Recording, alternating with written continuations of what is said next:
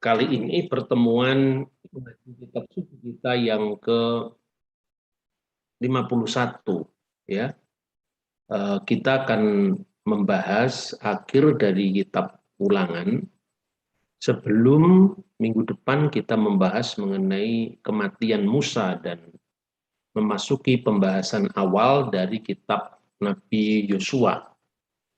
Nah, sebagaimana kita tahu bahwa kitab Ulangan adalah berasal dari khotbah Nabi Musa yang menjelang mereka memasuki tanah perjanjian, dan isinya sebagian memang adalah ulangan dari peristiwa-peristiwa yang tercatat di dalam kitab sebelumnya, baik itu Keluaran, Imamat maupun Bilangan.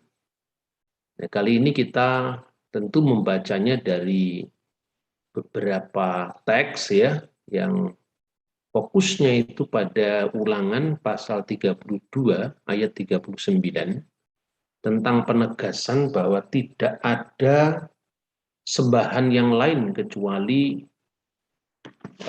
Allah Israel yang dicatat di sana. Sehingga dengan demikian narasi-narasi sebelumnya mengenai aturan-aturan yang Tuhan berikan kepada bangsa Israel ketika mereka nanti akan memasuki suatu wilayah negeri yang tentu di sana penuh dengan tata cara peribadatan kepada ilah-ilah yang lain. Nah, di dalam konteks seperti itulah maka tradisi para rabi merumuskan apa yang disebut abudah zarah, yaitu penyembahan asing. Artinya secara harfiah penyembahan asing, artinya penyembahan yang tidak seperti penyembahan bangsa Israel, dan tentu dalam banyak hal itu dikonotasikan, diklasifikasikan sebagai penyembahan dari berhala. Nah, itu yang menjadi pembahasan kita saat ini, dan bagaimana kira-kira nanti kita akan melihat posisi orang Yahudi ketika memahami kekristenan, dan sebaliknya juga bagaimana kekristenan sekarang memahami Yahudi. Karena secara literatur klasik dari para rabi, artinya Yahudi rabbinik, banyak yang memasukkan kekristenan itu di dalam klasifikasi abudah zarah. Tetapi apakah itu bermakna penyembahan asing dan penyembahan berhala, itu apa sebabnya? Ya, nanti kita bisa lihat bagaimana perkembangan antara dialog Yahudi dan Kristen, khususnya setelah Vatikan II. Jadi setelah Konsili Vatikan II dan beberapa saat lalu itu adalah peringatan 50 tahun Konsili Vatikan II, tanggal 28 Oktober tahun ini genap 50 tahun. Dan salah satu piagam yang sangat terkenal sikap Gereja Katolik tentang agama-agama lain itu termaktub di dalam piagam yang dikenal Nostra Aetate atau piagam zaman kita.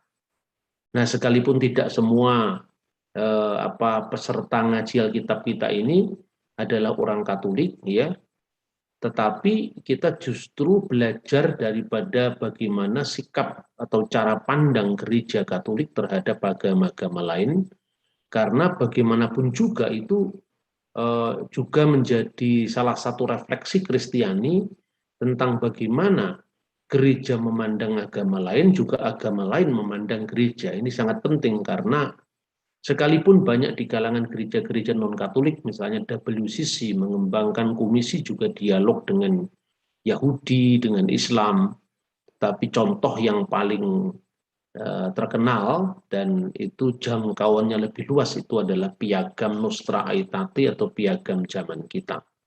Nah, dalam terang pembahasan seperti itulah kita akan melihat bagaimana perkembangan dialog antara Yahudi dengan Kristiani. Nah, saudara-saudara, ungkapan abudah zarah itu sebetulnya ungkapan yang muncul dari refleksi para rabi Yahudi dalam memandang agama lain. Nah, bentuk yang paling tua tentang bagaimana cara pandang orang Israel terhadap bangsa-bangsa lain itu dijumpai dalam sebuah dokumen yang dikenal dengan Sefer Hayufelim atau eh, Kitab Yobel. Nah, kitab ini ditemukan juga di dalam eh, naskah-naskah Laut Mati di Qumran. Jadi ditemukan di gua keempat, ya. Kode naskahnya itu adalah 224 sampai 228. Dan karena ini menjadi naskah yang sangat tua, yang muncul sebelum zaman kekristenan, maka di sini menjadi salah satu contoh bagaimana cara pandang orang Yahudi, artinya orang Israel, karena kekristenan belum muncul saat itu, terhadap bangsa dan agama-agama mereka. Nah, ini satu contoh yang bisa dibaca dari dokumen tertua pra-Kristen ini. Pada tahun Yobel yang ke-28, Nuh mulai memerintahkan kepada putra-putranya peraturan dan perintah. Dan semua putusan yang diketahuinya, dan Nuh menasihati anak-anaknya untuk menjalankan kebenaran. Dan menutupi serta menjaga tubuh mereka, dan memuji pencipta mereka, menghormati ayah dan ibu mereka, mencintai sesama manusia dan menjaga jiwa mereka dari percabulan dan kenajisan dan semua kejahatan.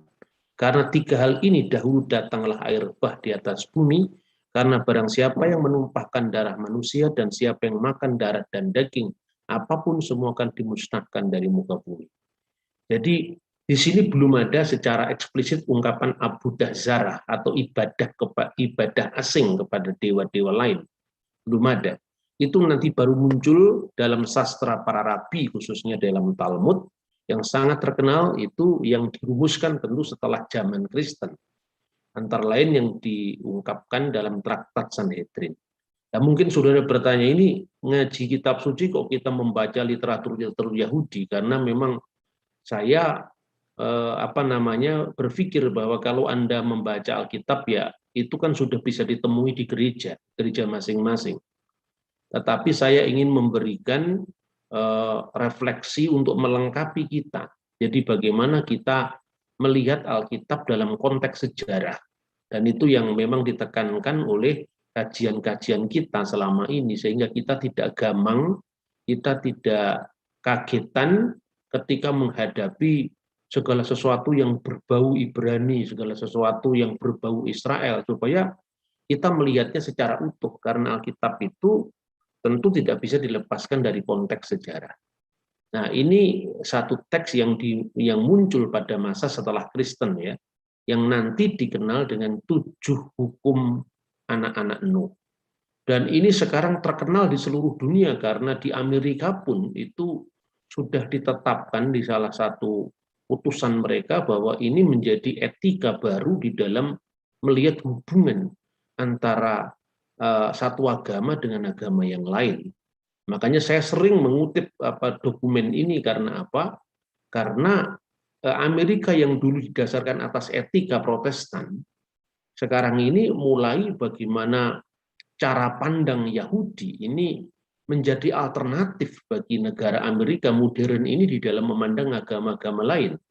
Maka tanpa kita melihat bagaimana perbandingan cara pandang dari sudut pandang Kristiani, maka kita tidak bisa berhasil untuk menyejajarkan kekristenan ini dengan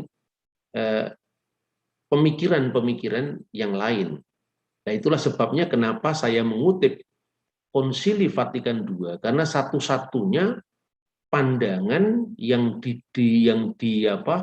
dilembagakan oleh lembaga gereja yang sangat kuat, ya, yang kira-kira sejajar dengan gagasan tentang 7 hukum Nuh, ya hanya gereja Katolik, saya kira. Itu yang penting supaya kita ada alternatif bandingan.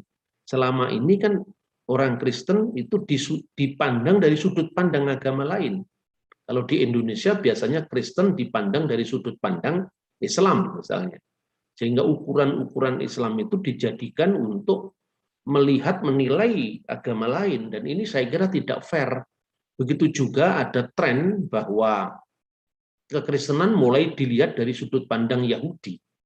Maka dengan saya mengutip Konsili Vatikan II, ini salah satu model bagaimana kekristenan sekarang ganti memandang Yahudi, kekristenan ganti memandang Islam. Jadi ada alternatif-alternatif yang bisa kita bandingkan. Namun 7 hukum Nuh ini tidak salah, karena artinya bahwa ini dirumuskan berdasarkan, atau rumusan para rabi berdasarkan Alkitab.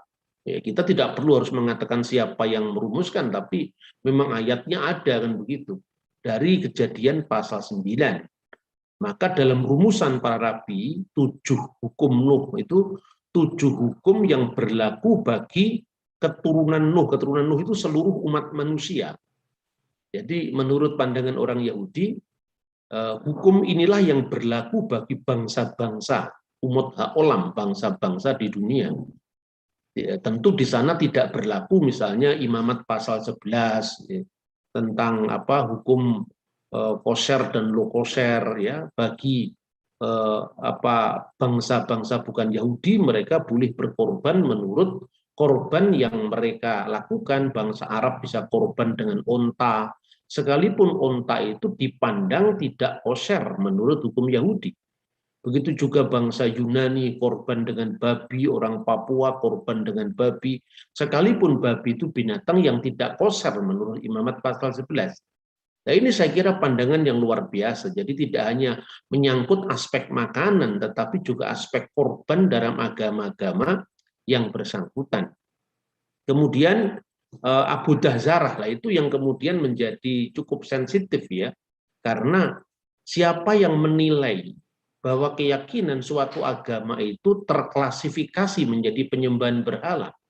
Karena itu ketika rumusan-rumusan 7 hukum Nuh itu tidak diimbangi dengan pandangan Kristen misalnya tentang rumus iman mereka sendiri, tentu sangat mudah nantinya menuduh bahwa orang agama lain itu melakukan Abu Dahzarah. Nah dalam konteks seperti inilah maka kajian-kajian kitab suci kita itu merambah kepada informasi-informasi selain hanya normatif berbicara kitab suci.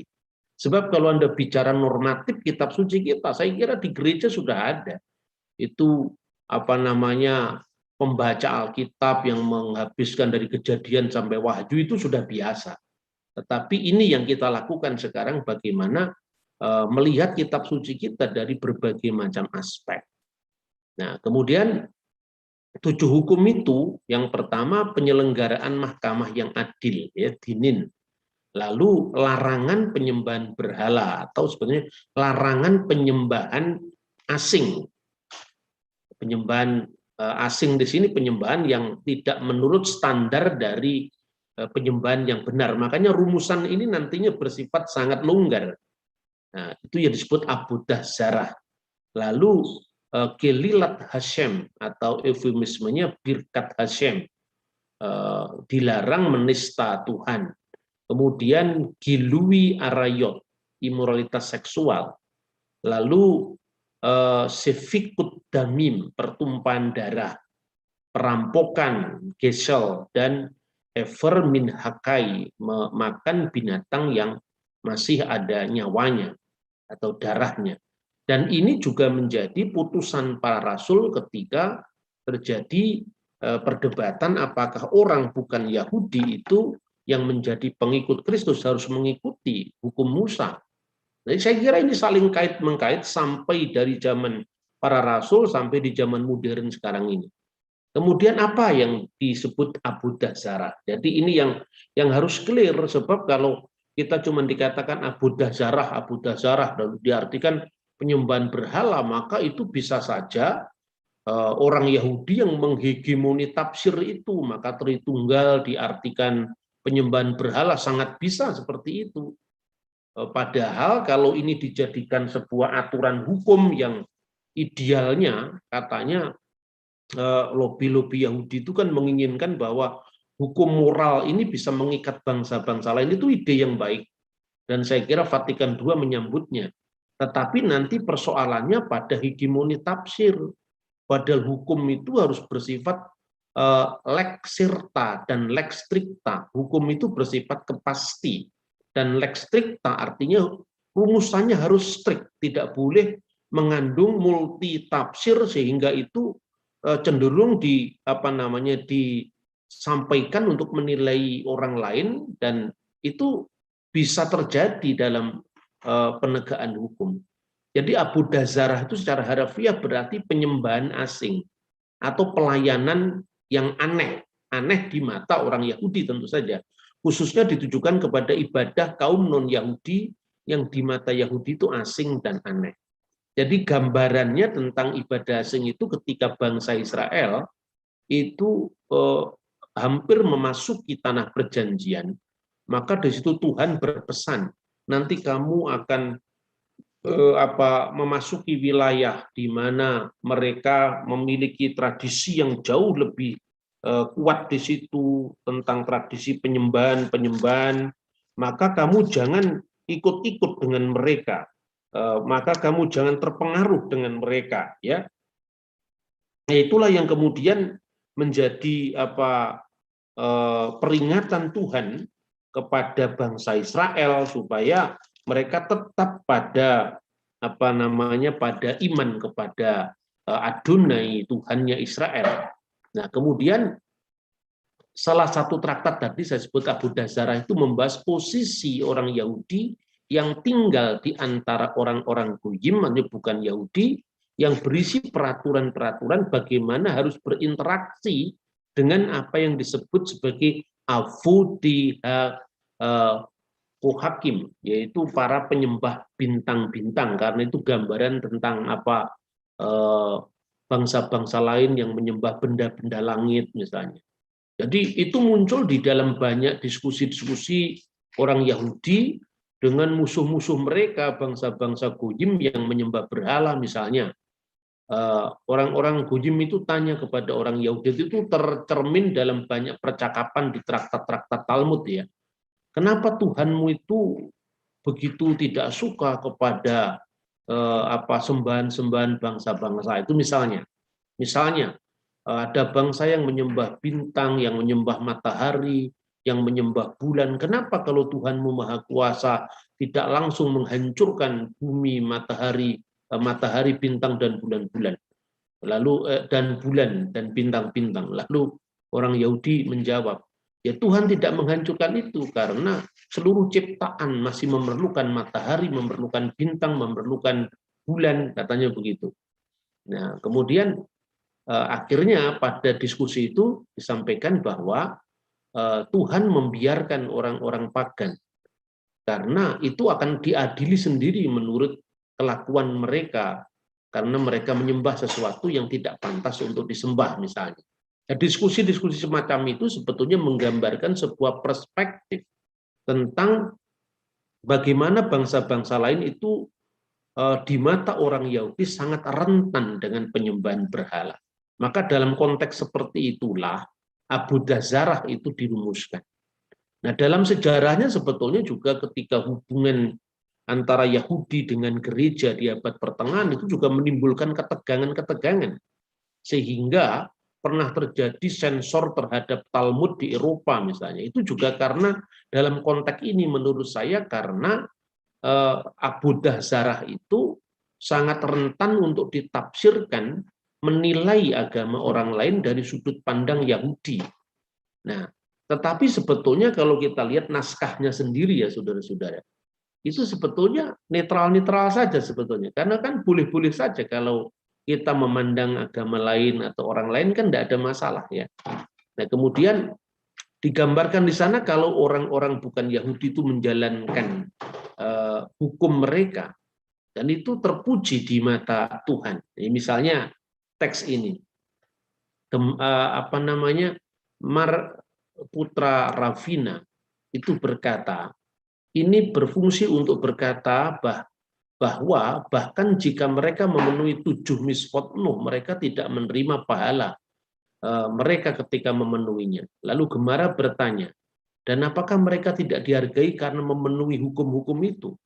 Tetapi bukankah diajarkan dalam Baraita bahwa Rabi Meir akan berkata, dari mana berasal seorang non-Yahudi terlibat dalam studi Taurat dianggap seperti imam besar? Ayat tersebut menyatakan, karena itu Kamu harus berpegang pada ketetapan-ketetapanku dan ketetapan-ketetapanku yang dilakukan dan dijalani oleh seseorang. Di sini tidak disebutkan imam, Lewi, Israel, melainkan istilah umum orang, person, ya. Dari sini pula kamu belajar bahwa bahkan seorang non-Yahudi yang mempelajari Taurat adalah seperti imam besar. Ini menunjukkan bahwa orang-orang non-Yahudi dihargai karena memenuhi miswat, meskipun faktanya mereka sering tidak melakukannya. Jadi ini menjadi apa ya, semacam perspektif dari orang Yahudi terhadap keyakinan atau praktek-praktek keagamaan dari bangsa-bangsa lain. Nah, sikap ini pun berkembang dalam konteks sejarah. Ada rabi-rabi yang sangat keras terhadap agama lain, misalnya terhadap Kristen, tapi juga dalam perkembangannya ada rabi yang lebih lunak terhadap Kristen atau terhadap Islam, misalnya dalam sepanjang sejarah seperti itu. Maka dalam konteks seperti itulah kita perlu menyampaikan bagaimana pandangan kita tentang Yudaisme, pandangan gereja tentang Yudaisme, supaya imbang, ya. Nah, apakah Trinitas termasuk dalam Abu Dazara? Sikap Yahudi terhadap non-Yahudi di sini khususnya dikaitkan secara khusus dengan Islam dan Kristen. Mengenai Islam, ya, karena sama-sama formula tentang keesaan Tuhannya kan sederhana. Islam kan cuma mengatakan tidak ada ilah selain Allah, ya. Allah itu esa di dalam sifatnya, di dalam perbuatannya, itu kan jauh lebih sederhana. Nah, Muslim biasanya digolongkan bukan termasuk penyembah ilah lain atau penyembah Abu Dazara. Sedangkan Kristen, ya, karena ajaran Tritunggal yang Maha Kudus itu lebih rumit di mata orang Yahudi, apalagi kesan buruknya mereka terhadap kekristenan selama abad pertengahan itu disalahpahami sebagai Abu Dazara. Padahal Abu Dazara maknanya secara netral itu adalah penyembahan asing. Artinya penyembahan apapun yang dilakukan oleh orang-orang bukan Yahudi itu adalah asing di mata Yahudi, termasuk penyembahan bangsa Arab dan agama Islam. Itu juga asing. Sebetulnya kalau dari sudut pandang maknanya, ajaran Trinitas biasanya disalahkan sebagai situf. Situf itu artinya menyandingkan Adonai Tuhan yang esa dengan Elohim selainnya. Nah, karena apa? Dalam perspektif mereka, Bapa, Putra, dan Roh Kudus itu sebagai Elohim yang terpisah, sebagai sembahan-sembahan yang terpisah. Nah, ini perlu orang Kristen memberikan klarifikasi. Dan dalam konteks inilah saya kira semangat Vatikan II telah merangkul orang Yahudi sekaligus juga menjelaskan tentang posisi Kristen itu seperti apa. Menurut Rabi Rambam atau Moshe bin Maimun yang hidup tahun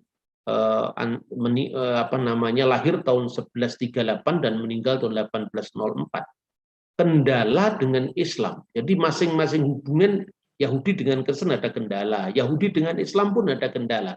Kendala dengan Islam karena pahamnya yang menolak keaslian Taurat. Maka mereka tidak boleh mengajarkan Taurat kepada Muslim. Sebaliknya karena Kristen menerima Taurat yang sama, maka kata Rabi Rambam boleh mengajarkan Torah tertulis, Torah sebiktaf kepada orang Kristen. Namun penafsirannya yang dianggap salah. Jadi problem Yahudi dengan Kristen itu kitabnya sama, tetapi penafsiran yang dianggap menyimpang. Problem dengan Islam itu ajaran tentang tauhidnya yang sederhana dianggap memenuhi kriteria Yahudi tentang keesaan Tuhan, tetapi Taurat, pandangan Islam tentang Taurat tertolak. Karena orang Islam menuduh bahwa kitab Taurat yang ada di kalangan orang Yahudi dan orang Kristen itu palsu. Seperti itu. Jadi artinya gini, jangan kemudian pandangan yang tidak sama antara Kristen dan Yahudi langsung ditarik suatu garis permusuhan bahwa Yahudi lebih dekat dengan Islam ketimbang dengan Kristen. Saya kira jangan seperti itu. Karena masing-masing memiliki problemnya sendiri. Dengan Islam problemnya apa, dengan Kristen problemnya apa. Nah, kalau dalam kacamata saya, ya Lalu bagaimana sudut pandang kita terhadap keduanya, kan begitu kan, itu fair dalam konteks dialog. Karena kita tidak membiarkan orang lain mengembangkan opini yang sebenarnya tidak dilakukan oleh kita. Seperti itu, saudara-saudara. Kemudian selain Rabi Rambam, kita juga bisa mendengar pandangan yang cukup moderat menurut saya, yaitu Rabi Menahem Meiri. Dia hidup jadi di abad berikutnya setelah Rabi Rambam. Tahun 1249 lahir dan 1315 dia meninggal. Jadi dia mengembangkan pandangan yang cukup baru tentang bagaimana hubungan Yahudi dan bukan Yahudi. Di mata Rabi Meiri, Menahem Meiri ini sebetulnya begini. Abu Dazarah itu tidak selalu dikaitkan dengan penyembahan berhala, tetapi itu adalah ibadah asing. Ibadah asing artinya apapun yang dilakukan dalam agama-agama non-Yahudi itu adalah asing. Jadi dia menafsirkan kata Abu Dazarah itu lebih harafiah ketimbang tafsiran secara teologis. Nah, bangsa-bangsa bukan Yahudi itu ada yang lebih netral di dalam etika dan keyakinan mereka sehari-hari. Tetapi menurut Rabi Meiri itu ada orang-orang dari bangsa-bangsa lain yang diklasifikasikan sebagai umat hagedurot bedar kehadatot, yang artinya umat bangsa-bangsa yang dibatasi oleh cara-cara agama, artinya agama pagan mereka. Nah, ini yang cenderung masuk dalam klasifikasi penyembahan berhala. Nah, oleh karena itu, maka di mata Rabi Menahem Meiri bahwa kekristenan dan Islam tidak sama dengan agama-agama pagan yang ada pada zaman Misnah dan Talmud ketika Abu Dazarah itu dirumuskan. Baik Kristen maupun Islam, keduanya adalah agama-agama monoteis dengan sistem hukum yang sebagian besar sesuai dengan nilai-nilai Taurat, kata Rabi Meiri ini. Nah, di dalam tulisan dari Rabi Yosef Kulp, itu adalah seorang rabi dari aliran Yahudi yang konservatif, ya, di Yerusalem. Dia menulis satu komentar yang judulnya itu adalah Dafsifu'i Abu Dazarah 2a dan 6b. Di situ Rabi Yosef mencatat bahwa Trinitas dalam konteks iman Kristen itu tidak termasuk dalam penyembahan berhala. Misalnya dalam Orah Hayim 156 dan Darke Mose 2 itu situf diizinkan bagi bangsa-bangsa non-Yahudi. Jadi karena mereka ini menurut pandangan Rabi ini, agama-agama lain termasuk Kristen, itu ketika dia menyandingkan di samping Allah Israel itu sosok lain dalam pemujaan. Kalau itu pikiran mereka kepada Allah yang satu itu tidak termasuk penyembahan berhala. Karena situf itu masih diizinkan bagi bangsa-bangsa non-Yahudi. Nah, tentu kita juga tidak berharap untuk mengatakan bahwa di sini Yahudi sama dengan Kristen, ya jangan seperti itu. Itu kan pandangan orang Yahudi. Nah, saya sendiri memaknai diizinkannya situf bagi bangsa-bangsa bukan Yahudi itu adalah pengakuan atas pemahaman yang berbeda dari pihak non-Yahudi untuk menafsirkan iman dan agama mereka sendiri. Nah, kini banyak teologi Yahudi yang sekarang ini, ya seperti Daniel Boyarin yang sangat terkenal itu ya, yang mengakui bahwa gagasan praeksistensi Mesias, di mana Mesias itu sudah ada sebelum kedatangannya ke bumi, dan ini berkaitan dengan bagaimana pandangan Tritunggal, adalah bukan ide yang asing bagi bangsa Yahudi kuno pada zaman Yesus. Itu tampak misalnya dari penafsiran buku yang disebut The Book of Enoch, lalu 4 Esra yang kini juga didukung oleh literatur-literatur yang muncul setelah The Dead Sea Scroll, penemuan naskah-naskah Laut Mati. Jadi apa yang ditulis oleh Daniel Boyarin itu tentu menjadi sesuatu yang menghebohkan. Bahkan Paul Scaff itu yang nulis Yesus in the Talmud itu mengatakan begini. Nah, kalau gagasan Boyarin yang mengakui bahwa praeksistensi Mesias itu tidak asing bagi orang Yahudi kuno, dan itu khususnya penafsiran terhadap kitab Nabi Daniel tentang sosok Kebar Enas yang seperti anak manusia yang dibawa kepada dia yang tak berkesudahan, maksudnya Tuhan yang usianya tak berkesudahan, yaitu Atik Yomaya, itu berarti sama dengan kita ini sekarang berdiri di atas karang yang kuat, tapi dengan gagasan Boyarin yang mengakui bahwa ide Mesias ilahi itu ada pada Yahudi dan bukan cangkokan dari agama pagan, maka ibaratnya batu pondasi yang kuat tadi menjadi sebungkah es yang satu saat bisa mencair. Nah, itu ungkapan Paul Scaff terhadap apa yang dikatakan oleh Daniel Boyarin. Mungkin kita akan memperdalam kajian ini pada saat kita nanti mengkaji tentang kitab Nabi Daniel. Ya, tapi saya cukupkan sampai di sini dulu. Jadi artinya bahwa gagasan tentang Mesias yang adalah anak Allah itu bukan gagasan pagan, bukan gagasan kafir, karena itu juga ada pada literatur Yahudi bangsa kuno pada zaman Yesus yang juga dibuktikan dengan penemuan naskah-naskah Laut Mati. Nah, saudara-saudara, jadi kira-kira seperti ini saya mengulang bagan ini kembali ya. Jadi demikian firman Tuhan yang melakukan semuanya ini.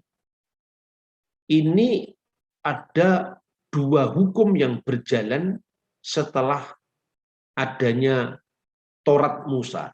Jadi pada zaman sebelum air bah, lalu masuk zaman setelah air bah, di situ yang berlaku adalah Sefa Misfot Binin Noah, yaitu hukum Nuh, dan itu merupakan perjanjian. Kalau perjanjian dengan Abraham adalah sunat, maka perjanjian dengan Nuh adalah aku taruh gandewaku di atas awan sebagai perjanjian antara aku dan engkau. Gandewa itu maksudnya pelangi itu. Di atas awan sebagai perjanjian antara aku dan engkau. Kemudian setelah zamannya Musa, maka muncul yang disebut Misfot Muse, yaitu hukum Musa, termasuk hukum tentang koser dan lukoser, imamat pasal 11, larangan makan babi, larangan makan unta. Sebelumnya tidak ada, sekalipun di dalam kitab Kejadian sudah ada ungkapan binatang yang tame dan tahor itu dalam konteks kurban, bukan dalam konteks seperti yang digambarkan dalam Imamat pasal 11. Nah, menurut tradisi Yahudi, 70 tahun pertama Abraham itu masih menjadi orang goyim. Tapi setelah dia disunat, kemudian dia menjadi rintisan sebagai Yehudim yang pertama, pramusa. Itu gambarannya seperti itu. Kemudian pada masa setelah Musa ini, bangsa-bangsa lain itu masih memakai hukum Nuh. Jadi hukum Torah hanya berlaku bagi orang Israel saat itu. Karena Yesus, murid-muridnya adalah orang Israel, ya tidak ada masalah. Tetap menggunakan hukum Nuh, mereka disunat. Tetap menggunakan hukum Musa, mereka disunat pada usia 8 hari. Mereka bermiswah ya pada usia 12 dan 13 tahun. Kemudian mereka baru boleh muncul di depan umum pada usia 30 tahun, dan itu dijalani oleh Yesus sebagai orang Yahudi. Begitu juga para rasulnya yang berasal dari Yahudi. Tetapi setelah pencurahan Roh Kudus, disitulah Injil dikabarkan kepada bangsa-bangsa bukan Yahudi, seperti yang Yesus sendiri sampaikan ya sebelum kenaikannya ke surga. Jadikanlah pantata etni muridku. Etni, pantata etni itu adalah jadikanlah goyim, semua bangsa itu muridku. Jadi kata etni dalam bahasa Yunani Itu salah satu terjemahan juga dari kata goyim dalam bahasa Ibrani. Maka jadikanlah semua bangsa muridku, itu artinya mencakup jemaah-jemaah Kristen yang berasal bukan dari Yahudi. Nah, ketika muncul pemaksaan paradigma yang dilakukan oleh orang-orang Parisi yang menjadi Kristen, bahwa orang-orang yang bukan Yahudi yang mengikuti eh, iman Kristen kepada Yesus, mereka harus disunat menurut hukum Musa dan mereka harus melakukan semua hukum Taurat. Dan apa yang diusulkan yang dipaksakan oleh orang-orang Parisi yang menjadi Kristen itu melampaui apa yang ditradisikan oleh para rabi sebelum dan setelah Kristus. Karena hanya orang yang diproselit menjadi Yahudi kemudian berlaku atas hukum mereka, hukum Taurat. Tapi bagi mereka yang bukan Yahudi, mereka tidak dipaksa untuk misalnya imamat pasal 11, karena itu termasuk hukum yang diklasifikasikan sebagai hukum yang dilaksanakan tanpa alasan. Dalam Alkitab diterjemahkan dengan ketentuan. Sementara yang diterjemahkan dengan peraturan atau mispatim itu berlaku universal baik Yahudi maupun bukan Yahudi. Jangan membunuh, jangan berzina misalnya. Nah, ada lagi hukum yang bersifat edot, yaitu memorial. Misalnya orang Yahudi tidak boleh makan binatang dari daging dari pangkal paha. Karena apa? Karena itu memperingati peristiwa Yakub dan itu hanya berlaku bagi orang Israel karena keturunan Yakub kan bangsa Israel. Nah, mereka yang keturunan Esau, keturunan Ismail ya tidak berlaku hukum itu. Nah, seperti itu kira-kira sudut pandang dari orang-orang zaman sebelum Kristen dan setelah Kristen. Maka kemudian konsili para rasul menegaskan bahwa orang-orang yang bukan Yahudi yang menjadi pengikut Kristus, mereka hanya supaya tidak makan binatang yang dipersembahkan kepada berhala. Lah ini berkaitan dengan apa yang disebut Abu Dasara. Mereka harus menjauhi imoralitas seksual, percabulan, tidak boleh makan binatang yang mati dicekik misalnya, dan dari darah. Itu gambaran bahwa para rasul memberikan hukum Nuh itu kepada jemaat Kristen yang tidak berasal dari lingkungan Yahudi. Dan garis ini diteruskan oleh Paulus ketika Paulus mengatakan rasul bagi orang-orang yang bersunat dan ada rasul bagi orang-orang yang tidak bersunat. Nanti ketika Petrus berada di Antioquia sebelum pergi ke Roma, dia menetapkan kepemimpinan kembar untuk Patriark Antioquia, Ignatius bagi uskup bagi bangsa, bagi jemaat yang berasal dari Yahudi, dan Evodius menjadi uskup bagi jemaat yang bukan Yahudi. Dan ketika kemudian Evodius mengundurkan diri karena sudah tua, melalui Ignatius itulah kita mengenal gereja yang satu, kudus, am, dan rasuli. Gereja yang satu, kudus, katolik, dan apostolik, kanisah, wakidah, muqaddasah, jami'ah, wa rasuliyah. Ini tahun 100-an kira-kira. Dan dalam suratnya kepada orang Magnesia, Ignatius mengatakan, tidak masuk akal orang yang bukan Yahudi yang percaya Kristus harus disuruh jadi Yahudi dulu baru kemudian dibaptis. Nah, ini gambaran-gambaran seperti ini ya. Kebijakan-kebijakan seperti ini harus terus-menerus kita ulang-ulang, kita sampaikan supaya orang tidak gagal paham. Jadi kita ini baik itu kalangan Protestan maupun Katolik setiap minggu kita mengatakan aku percaya kepada gereja yang kudus dan am. Tapi dari siapa kata gereja yang kudus dan apa itu kita tidak paham. Itu dari Ignatius dari Antioquia mulai muncul kata itu. Nah, inilah perlunya kita mempelajari Alkitab dengan mendampingkan konteksnya dari data-data sejarah yang sejaman. Dan menurut nubuat dari Nabi Amos, pada zaman Mesias nanti, Yehudim dan Goyim disatukan kembali. Itulah yang disebut gereja yang am, gereja yang jamiah, gereja yang katolikiyah, gereja yang mencakup universal bagi segala bangsa, baik Yahudi maupun bukan Yahudi. Nah, saudara-saudara, sekarang bagaimana kita menjelaskan tentang Tritunggal, misalnya ya.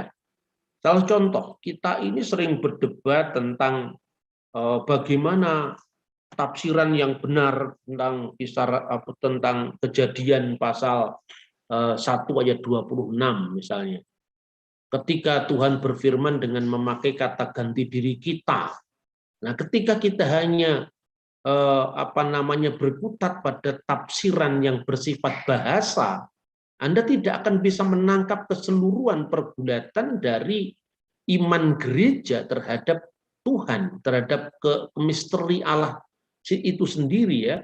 Jadi saya selalu menyampaikan ada dua aspek. Pertama aspek kebahasaan, yang kedua aspek sejarah dan aspek teologisnya. Ya, ungkapan baiklah kita menjadikan manusia menurut gambar dan rupa kita. Nah, kata kita menjadikan ini kan memang bukan kreasio ex nihilo. Maka masih boleh ditafsirkan seperti tafsiran Rabi Yahudi. Tuhan berbicara dengan siapa? Karena ketika dia mendeklar baiklah kita menjadikan, itu kata yang dipakai adalah asah. Itu artinya bukan penciptaan dari nol. Maka dengan bahasa ini kita bisa mengatakan bahwa itu bukan penciptaan dari nihil, tetapi pada pasal yang sama ayat ke-27 maka Allah telah menjadikan manusia itu menurut gambarnya. Nah, di sini digunakan kata-kata bara, wajibra Elohim et ha Adam. Maka telah diciptakanlah oleh Elohim, di situ digunakan kata bara ya.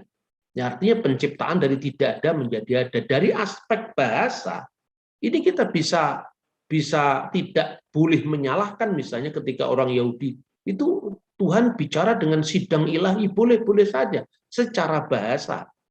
Nah, tapi juga jangan menutup ada tafsiran lain dari kalangan Yahudi juga. Misalnya menurut Philo itu adalah seorang filosof Yahudi yang hidup antara tahun 20 sebelum Masehi sampai meninggal tahun 50 Masehi. Jadi pada zaman Yesus, Philo itu hidup di Alexandria. Jadi ketika Yesus berkarya, Philo hidup sejaman. Tuhan berbicara dengan siapa, kata Philo? Tuhan bicara dengan firman-Nya, dengan logosnya. Nah, berarti tafsiran Philo itu dekat dengan tafsiran Kristen bahwa Tuhan itu berbicara dengan firman-Nya sendiri, yaitu praeksistensi Mesias gitu loh. Kemudian Targum Yerusalmi juga menafsirkan Tuhan itu berbicara dengan memranya yang dilanjutkan dengan penafsiran Kristiani. Misalnya Santo Irenaeus, Agustinus dan juga Thomas Aquinas. Jadi ketika Irenaeus, Agustinus menafsirkan kami itu sebagai Tritunggal ya tidak menyalahi apa-apa karena dalam sejarah orang Yahudi juga ada yang menafsirkan bahwa itu bicara tentang logos seperti Philo misalnya. Nah, bahwa itu tafsiran tidak sama dengan tafsiran Yahudi Rabbinik itu sah-sah saja. Karena ada beragam tafsir dalam sejarah seperti itu. Jadi kekristenan juga jangan minder ketika mengatakan itu tidak bicara tentang Tritunggal, tapi itu bicara tentang sidang ilahi, seperti itu kira-kira saudara-saudara. Kemudian ini contoh dari Targum tadi. Ayat 27 itu diterjemahkan, dan memra dari Adonai menciptakan manusia itu menurut gambarnya. Menurut gambar dan kehadiran Adonai, ia telah menciptakan baik laki-laki maupun perempuan telah diciptakan dia. Di sini memra.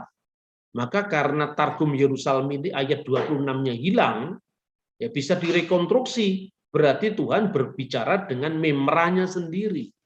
Jadi kalau akhirnya Injil Yohanes kemudian menafsirkan bahwa memra itu berpraeksisten dan itu dikaitkan dengan Mesias, itu sebetulnya sejalan dengan misalnya literatur apokaliptik dari 4 Esra, kemudian nubuat Henokh, tentang naskah-naskah Laut Mati yang jelas literatur yang juga lebih tua daripada literatur rabbinik.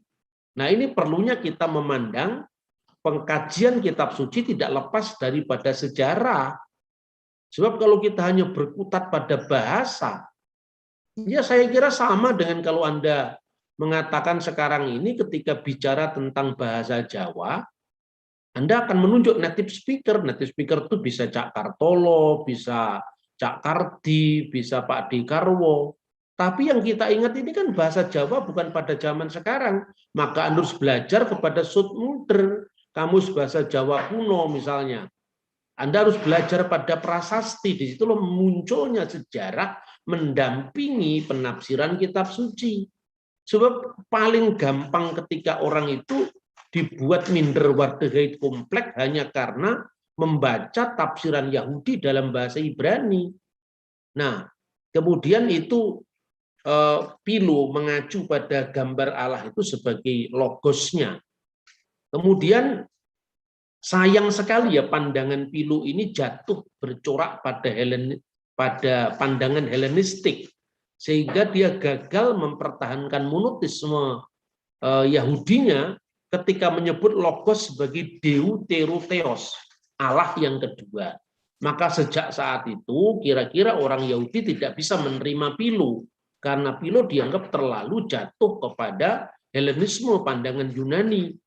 Padahal sebetulnya Pilu itu adalah mewakili pandangan Yahudi Helenik ketika orang-orang Yahudi menerjemahkan Alkitab di dalam bahasa Yunani yang dikenal dengan Septuaginta pada masa pemerintahan Ptolemeus abad ketiga sebelum Masehi sampai kira-kira abad-abad awal kekristenan, kira-kira seperti itu. Nah, tetapi justru seandainya banyak rabi terbuka untuk membandingkan dengan sastra hikmat, di mana hokmah itu berpraeksisten bersama Tuhan, itulah yang melatar belakangi Yohanes pasal 1 ayat 1. Kalau Pilu gagal mempertahankan monoteisme karena logos dianggap Allah kedua, justru kekristenan berhasil ketika mengatakan logos itu bersama-sama dengan Allah dan logos itu sendiri adalah Allah. Ihulogos in proston theon ketios in hulogos, bahwa logos itu bersama-sama dengan Allah untuk menekankan pereksistensi sang Mesias yang tadi jejaknya bisa dilihat dari kitab Henok, kemudian tafsiran kitab Daniel menurut naskah Laut Mati, kemudian kitab 4 Esra ya, yang sekalipun itu tidak diakui sebagai kanonik, tapi merepresentasikan pandangan Yahudi tertentu pada zaman sebelum Masehi dan abad pertama Masehi, sebuah konteks yang sebetulnya sejaman dengan zaman Kristus sendiri. Ya, inilah yang sebetulnya ditekankan oleh Daniel Boyarin ketika dia mengatakan bahwa kekristenan tidak berakar pada agama pagan, tetapi sesungguhnya pada paham apokaliptik Yahudi kuno yang sejaman dengan munculnya kekristenan. Nah, yang seperti ini juga harus mewarnai kajian kita. Nah, sekarang pertanyaannya, kenapa kekristenan itu mudah sekali dituduh dengan abodazarah dalam makna penyembahan berhala? Coba Anda lihat gambar dari dua hal yang saya tampilkan ini. Abodazarah bisa dibangun dari kesan fisik gambar sesat tentang Tritunggal dalam seni gereja di Eropa. Perhatikan ini, Yesus digambar itu boleh karena memang menjadi manusia. Roh Kudus berteofani dalam bentuk burung merpati boleh karena memang itu ada teofani, bisa dilihat orang. Tetapi Anda lihat yang satunya itu, gambaran orang tua berjenggot putih, kemudian berjubah ungu. Nah, ini kan gambar yang kurang ajar. Maka orang-orang Kristen saya harapkan setiap ada gambar seperti langsung coret, dibuang ke tempat sampah. Inilah yang menyebabkan orang-orang bukan Kristen memahami seolah Tritunggal itu tiga oknum yang terpisah. Padahal itu bertentangan dengan ajaran gereja dan bertentangan dengan Alkitab. Gambar ini bertentangan dengan Yohanes pasal 1 ayat 18. Karena sang Bapa itu tidak bisa digambar, tidak bisa dilukis, tidak seorang pun pernah melihat Allah. Lalu bagaimana cara menggambarnya Allah Bapa? Kok bisa digambarkan orang berjubah coklat, berjubah ungu, kemudian rambutnya putih seperti Kiai Tunggul Wulung seperti ini kan nggak layak bagi gereja sebetulnya. Nah, inilah yang membuat ya orang-orang di luar kekristenan seperti Saksi Yehova yang membayangkan bahwa Tritunggal itu Tuhan berkepala tiga. Karena apa? Karena seni kita ini terlalu liar. Seni kita ini tidak didasarkan atas pemahaman teologi yang benar. Jangan anggap ini sekedar seni. Tapi seni ini telah membuat berjuta-juta orang yang menggemari lukisan ini untuk membayangkan secara sesat bahwa Allah itu bisa digambar. Dan ini bertentangan dengan Yohanes pasal 1 ayat 18. Tapi gambar yang di sebelahnya itu benar karena memang Bunda Maria manusia. Karena ketika firman menjadi manusia, Yesus itu mulai kecil, remaja, sampai dia berkarya itu bertambah-tambah hikmatnya. Tentu yang bisa digambar itu bukan keilahian Kristus. Yang digambar itu bukan Allah Bapa, yang digambar itu bukan Allah yang sesungguhnya ruah adanya yang tidak kelihatan. Yang digambar itu adalah wujud inkarnasinya. Maka teologi tentang ikon itu adalah gambaran tentang bukti inkarnasi firman. Nah, memang sebetulnya bisa dijelaskan lebih lanjut ya. Misalnya, kalau kita membaca Taurat dengan teliti sebetulnya yang dilarang itu kan menggambar Tuhan. Menggambar Allah itu yang dilarang. Tapi malaikat itu malah bukan sekedar gambar. Itu bentuknya itu sudah 3 dimensi mirip dengan patung. Tapi tidak perlu kita berdebat seperti ini karena apa? Karena orang yang dilihat itu kan hanya sekilas apa yang bisa dibaca, sekilas apa yang bisa dilihat. Jadi ketika kemudian dalam sebuah seminar atau webinar atau apa, orang bertanya, bagaimana hukumnya menyembah manusia? Nah, iya toh? Ya, hukumnya menyembah manusia itu gara-gara gambar sesat seperti ini. Kan seperti itu, sudah. Makanya hati-hatilah. Seniman juga harus ngerti Alkitab, ya, bukan sekedar seniman liar kemudian duduk di bawah pohon beringin, kemudian dapat imajinasi lalu digambar. Lah itu jangan-jangan imajinasinya berasal dari genderuwo baiti. Yang seperti itu tidak boleh. Ketika pelukis-pelukis itu kalau bisa ya meditasinya setelah baca kitab suci, setelah diskusi dengan para rahib atau dengan para abuna supaya tidak salah. Nah, kemudian itu hal yang penting sekali. Yang pertama, ancaman sesat dari jalan Trinitas yang sebenarnya. Yang pertama itu adalah nalar ahistoris. Nalar ahistoris, yaitu tadi misalnya, kita begitu gampang kagetan, gampang gumunan. Jadi yang bicara ini, native speaker bahasa Ibrani. Ternyata kata kita itu artinya itu jamak keagungan, tidak bisa ditafsirkan Tritunggal. Nah, pandangannya tentang Tritunggal juga pandangan yang sederhana. Awam metafisika tidak bisa membedakan satu Tuhan dengan satu batu. Maka akibatnya ketika firman turun ke dunia menjadi manusia, surga dianggap kosong. Padahal Tuhan itu tidak bisa dibatasi oleh ruang dan waktu. Maka sesungguhnya ya, saudara-saudara, kalau Anda belajar apa ya, memahami agama itu secara lebih santai tapi juga lebih serius, lebih saintifik ya, dengan tidak memandang segala sesuatu itu hitam putih, artinya menyederhanakan masalah. Tidak seperti itu. Belajar agama itu belajar membersihkan nurani kita dari tuduhan terhadap orang lain. Belajar untuk menimbang rasa apakah bahasa kita itu tidak menyakiti orang lain. Belajar juga menimbang rasa seni kita. Gusti Allah kok digambar, itu kan kurang ajar itu. Dari konteks iman Kristen menurut saya, sejak dulu saya melihat gambar seperti ini lalu saya coret itu. Karena gambar ini akan menyesatkan imajinasi kita untuk memahami Allah secara salah. Nah, sekarang coba kalau gambarnya seperti ini.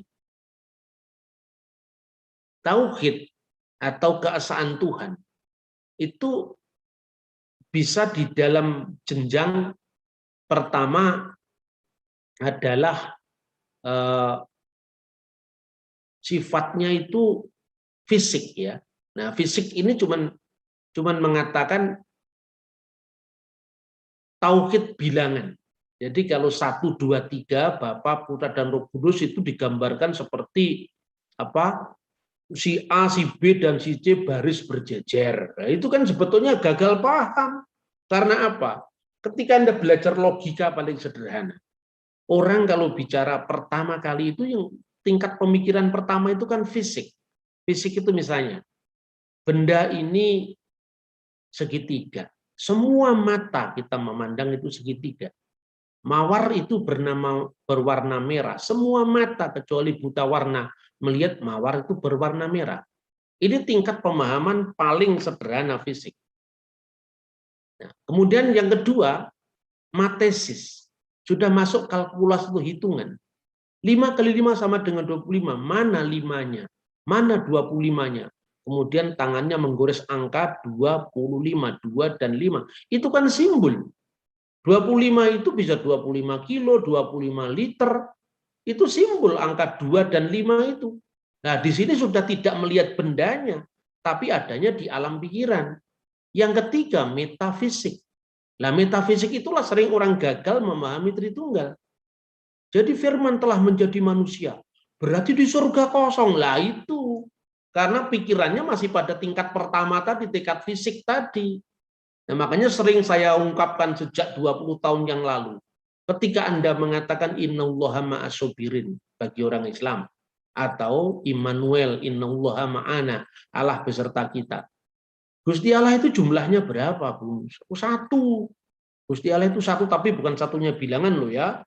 Sebab kalau Tuhan itu beserta orang yang sabar, jumlahnya orang yang sabar di kota Surabaya ada 25.000, berarti Allah yang satu beserta dengan 25.000 orang di 25.000 tempat yang berbeda. Apa Tuhan menjadi 25.000? Nah, ini cara berpikir metafisik.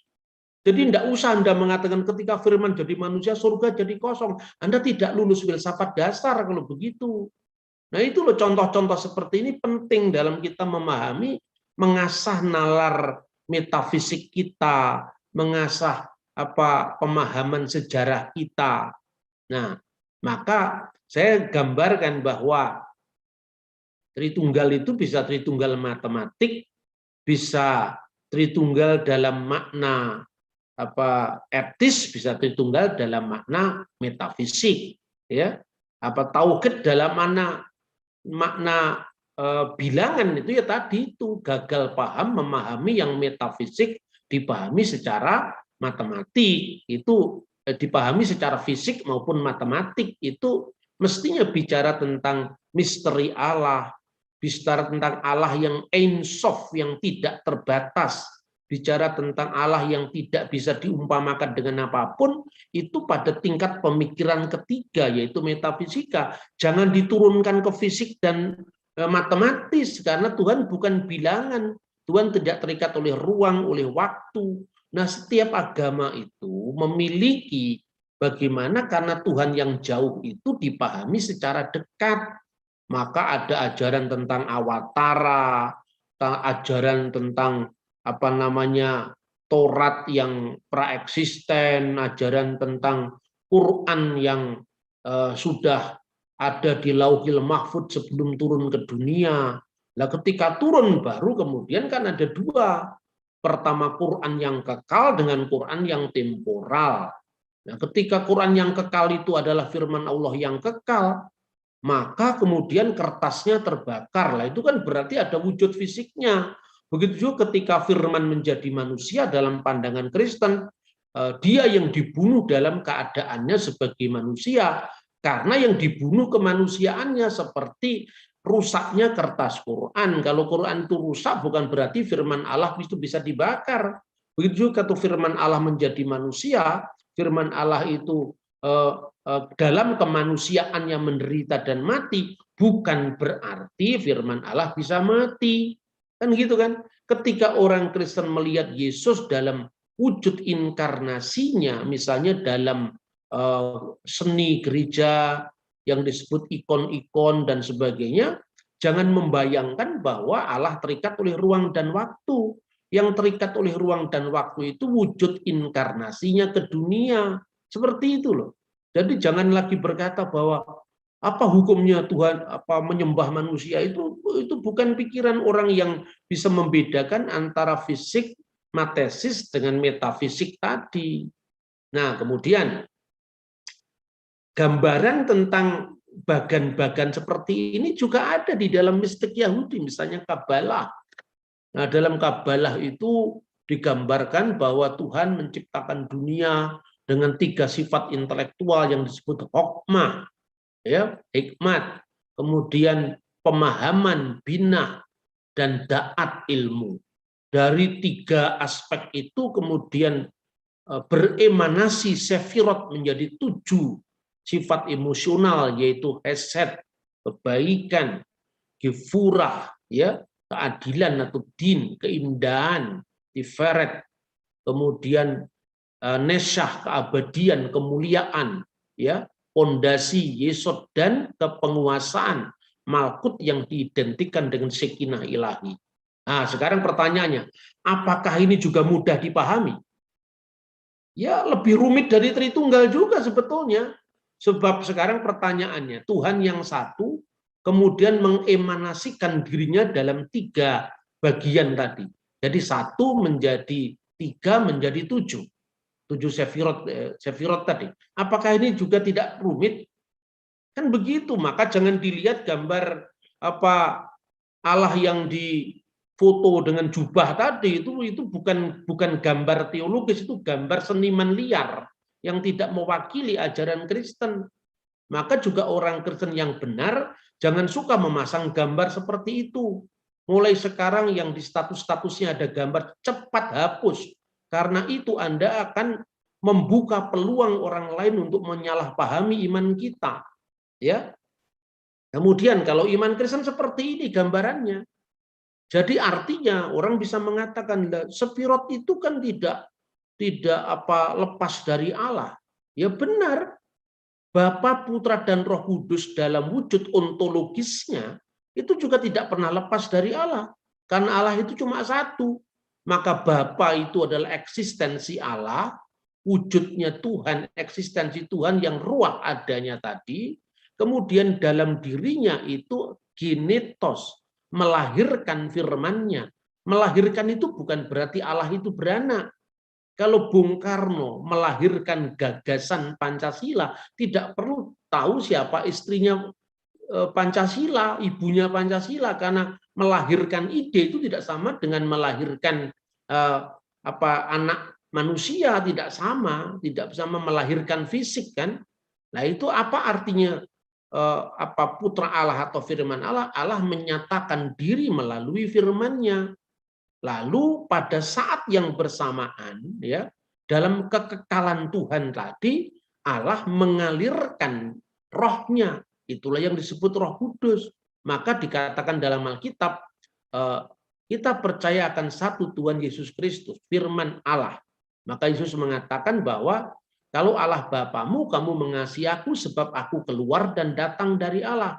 Begitu juga tentang Roh Kudus, dikatakan keluar dari Bapa, berarti sumbernya satu. Bapa, Putra, dan Roh Kudus itu Bapa, Allah, firman-Nya dan Roh-Nya.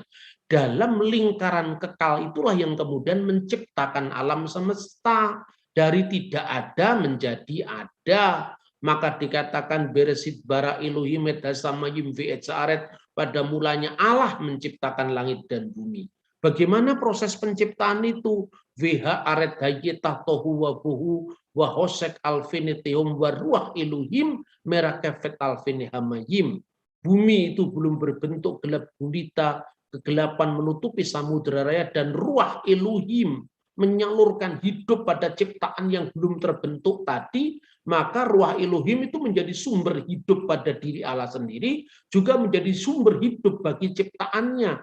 Melalui ruah Elohim itu disalurkan sumber hidup nabati, sumber hidup hewani, sumber hidup kosmik, termasuk alam semesta bergerak pada orbitnya masing-masing, tumbuh-tumbuhan tumbuh pada habitatnya masing-masing. Begitu juga menyalurkan roh kehidupan. Roh yang disalurkan ke ciptaan tidak sama dengan roh yang kekal. Karena roh yang disalurkan dalam ciptaan itu adalah potensi hidup yang diberikan Allah dari kemahahidupannya.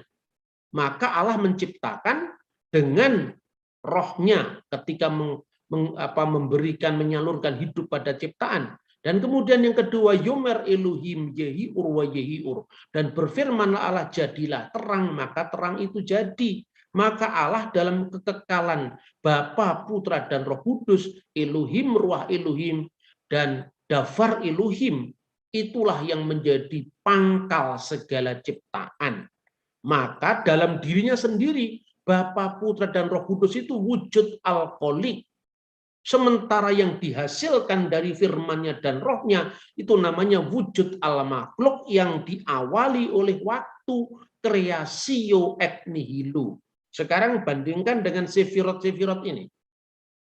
Kalau dalam sefirot Yahudi ini, ya, segala sesuatu keberadaan itu identik dengan Tuhan karena itu emanasi, bukan creatio et nihilo. Maka dalam pandangan orang modern pun filosof seperti filosof Yahudi namanya Spinoza itu cenderung ke panteistik. Sementara dalam iman Kristen, Tritunggal itu menjaga, menjadi pagar ortodoksi agar satu pihak kita tidak jatuh pada politisme, penyembahan banyak Tuhan, tapi juga tidak jatuh kepada panteisme di mana alam ini delewer dari Sang Pencipta. Makanya dalam kekekalan Bapa, Putra, dan Roh Kudus itulah yang disebut wujud al-makhluk yang dibedakan, wujud alkoholik yang dibedakan dari wujud al-makhluk. Itu maknanya. Sampai apa enggak kira-kira otak kita ini memahami ini? Kalau enggak sampai, jangan menuduh Tritunggal lagi sebagai menyembah manusia. Karena memang pemahamannya tidak semudah apa yang dibayangkan orang. Nah, makanya saya bilang ini sekarang, kalau Tritunggal hanya dalam bentuk pemahaman bilangan, ya Tritunggal tidak etis, maka ISIS yang monoteisme yang hanya sekedar bilangan bisa jatuh kepada tindakan yang tidak selaras dengan kerahiman ilahi.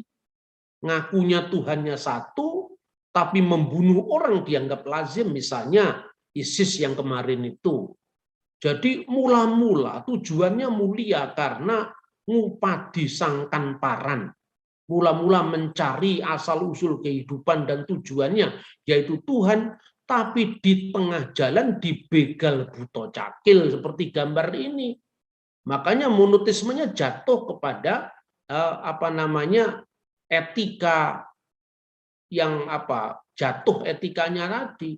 Yang kedua, monoteisme Abraham itu didasari atas ketaatan. Jadi seperti Abraham berangkat taat tanpa bertanya.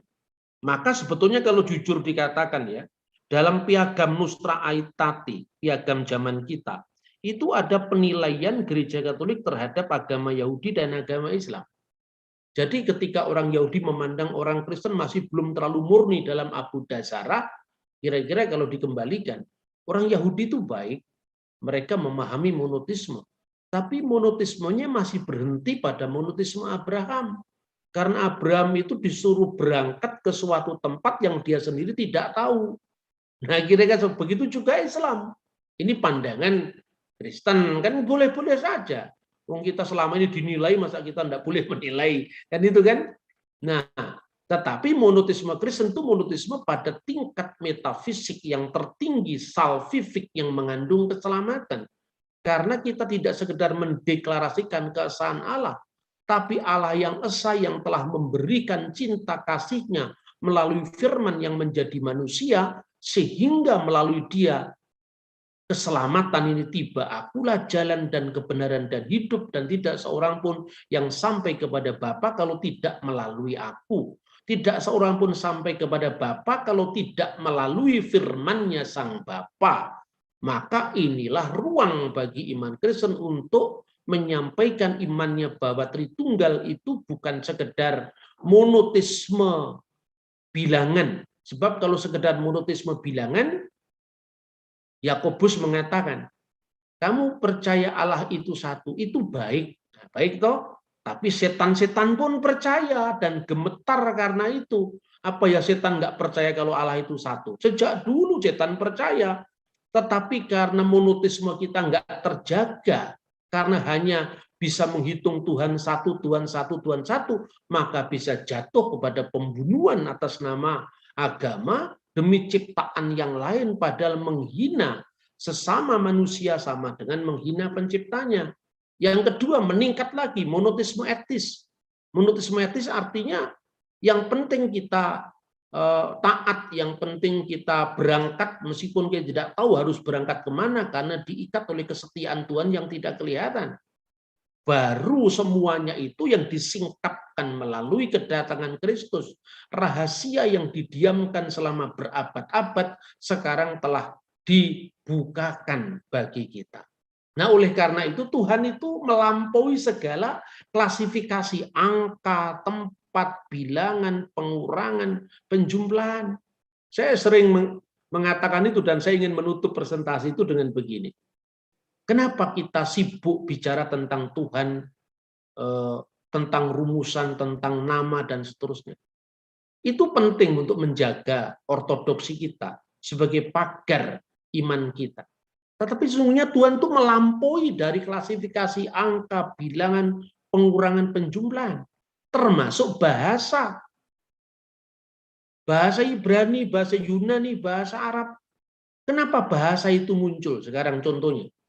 Sebelum Tuhan menciptakan langit, bumi, dan seisinya, Tuhan bersama siapa? Tuhan sendirian, Pak. Nah, kalau Tuhan sendirian, berarti Tuhan dengan siapa menyatakan kasihnya? Ya dengan manusia, kan manusia belum diciptakan. Dengan makhluk selain manusia, misalnya malaikat, malaikat juga belum diciptakan. Lalu dengan siapa? Kasih kekal itu kan harus memiliki objek yang kekal juga. Makanya Allah itu kasih, ada kasih yang kekal, sumber kasih. Tapi ada sasaran kasih yang kekal juga. Karena kalau sasarannya kasih tidak kekal, berarti Tuhan pernah tidak punya sasaran kasih. Makanya yang mengasihi itu adalah Bapa, yang dikasih itu firman-Nya, kasih yang disalurkan itu Roh Kudus. Ini satu, gitu. Tapi kenapa kemudian ada nama? Sehingga Tuhan yang satu dinamakan Bapa. Kemudian dalam Bapa ada Putra. Soalnya begini, kalau misalnya saya dengan Anda, tidak perlu nama Bambang, tidak perlu nama Yosef, cukup mengatakan aku dan engkau. Karena hanya ada dua. Nah, kemudian ada tiga. Aku, engkau, dan dia. Belum perlu nama juga. Tapi begitu muncul 4, 5, 6. Aku, engkau, dia, dia kedua, dia ketiga, dia keempat. Ya, maka perlu nama. Disitulah nama muncul. Kan begitu kan? Tanpa itu kita tidak bisa mengeja segala sesuatu yang ada di kalangan kita. Maka jangan membatasi Tuhan dengan ungkapan kita itu diartikan sebagai sidang ilahi. Pertanyaannya gini, ketika Tuhan menciptakan bumi, langit, dan seisinya kan malaikat sudah diciptakan. Maka kalau ada tafsiran rabbinik yang mengatakan Tuhan bicara dengan sidang ilahi, masuk akal, bisa. Secara bahasa tidak menyalahi. Tapi masalahnya, ya sekarang, sebelum Tuhan menciptakan malaikat, sebelum malaikat diciptakan, lalu Tuhan bicara dengan siapa sekarang? Oh, malaikat belum ada. Sidang ilahi belum digelar. Marilah kita menjadikan malaikat. Mana malaikat belum dijadikan misalnya. Nah, itulah misteri-misteri praeksistensi Tuhan, itulah yang diungkapkan dalam ajaran yang mulia, yaitu Tritunggal Maha Kudus. Segala kemuliaan bagi Bapa dan Putra dan Roh Kudus, sekarang dan selalu serta sepanjang segala masa. Al-masdulil ab walibni warahil kudus, al-ana wa kulu awanin wa ila dahri tuhur. Amin. Terima kasih. Shalom alaikum bismillahirrahmanirrahim.